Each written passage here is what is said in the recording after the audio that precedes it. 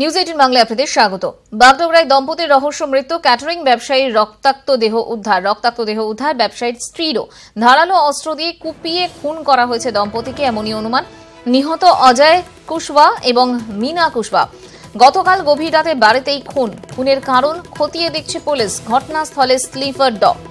Catering ব্যবসায়ীর রক্তাক্ত দেহ উদ্ধার ওই ব্যবসায়ীর স্ত্রীরও। নিহতের নাম অজয় কুশওয়া এবং তার স্ত্রী মিনা কুশওয়া। গতকাল গভীর রাতে বাড়িতেই খুন করা হয়েছে। খুনের কারণ খতিয়ে দেখছে পুলিশ। ঘটনাস্থলে স্নিফার ডগ।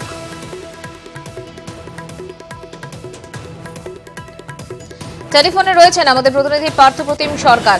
পার্থ, প্রাথমিকভাবে পুলিশের কি বক্তব্য?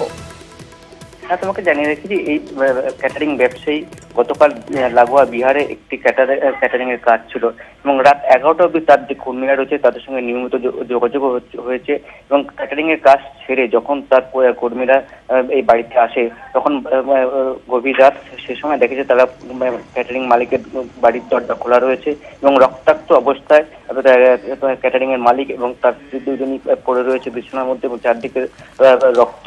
এবং কিন্তু যে দুটি শিশু পুত্র এবং কন্যা রয়েছে তারা কিন্তু অক্ষত অবস্থায় বিছানাতেই শুয়েছিল এবং তারপরে তারা বাগডোগরা থানার পুলিশকে খবর দেয় এবং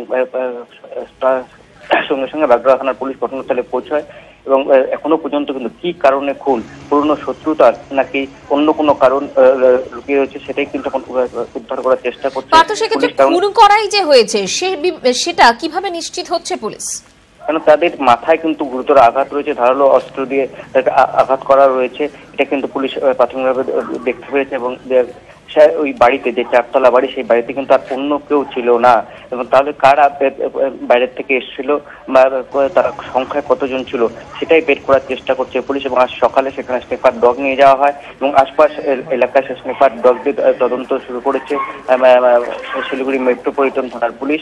এবং ওই দম্পতি তারা কি ওই বাড়িতে একাই থাকতেন? কারণ চারতলা বাড়ির কথা তুমি বলছো, সেক্ষেত্রে তারা কি শুধু একাই থাকতেন? যদি না থাকতেন তাহলে বাকি যারা যদি থাকতেন তারা কোথায় ছিলেন? এবং এই যে গোটা ঘটনা হয়ে গেল, যদি রাত্রিবেলাই হয়ে থাকে তাহলে যদি বাইরে থেকে কেউ ঢোকে তাহলে পাড়ার প্রতিবেশী বা এলাকার মানুষজন তারা কি কিছুই টের পেলেন না? সেই জন্যই কিন্তু যারা থাকতেন পাড়াপড়শি তাদেরকেও কিন্তু ইতিমধ্যেই জিজ্ঞাসাবাদ শুরু করেছে পুলিশ যে তারা কেউ দেখেছে কিনা, যে কেউ এসেছিল কিনা। কেন যেহেতু এই ক্যাটারিং মালিকের যে দুই কর্মী তারা যখন রাত্রেবেলা আসে ক্যাটারিং এর কাজ ছেড়ে তখন রাতে দেখে যে দরজা খোলা রয়েছে এবং রাত 11টা অবধি তাদের সঙ্গে মালিকের যোগাযোগ ছিল, টেলিফোনে কথা হয়েছে এবং তারপরে কোনো যোগাযোগ হয়নি। স্বাভাবিকভাবে রাত 11টার পর এবং যখন তারা আসে রাত 2টো নাগাদ, এই যে 3 ঘন্টা, এই 3 ঘন্টার মধ্যে কে বা কারা এবং কতজন সংখ্যায় তারা এসেছিল সেটাই এখন বের করার চেষ্টা করছে পুলিশ। এবং যারা পাড়াপড়শি রয়েছে তাদেরকেও কিন্তু যেটা করছে, কারণ কোন সময় কেউ যদি দেখে থাকে যে কারা যে সময় ঢুকেছিল বা তারা কোথা থেকে এসেছিল সেটাই কিন্তু এখন আপাতত ধন্যবাদ।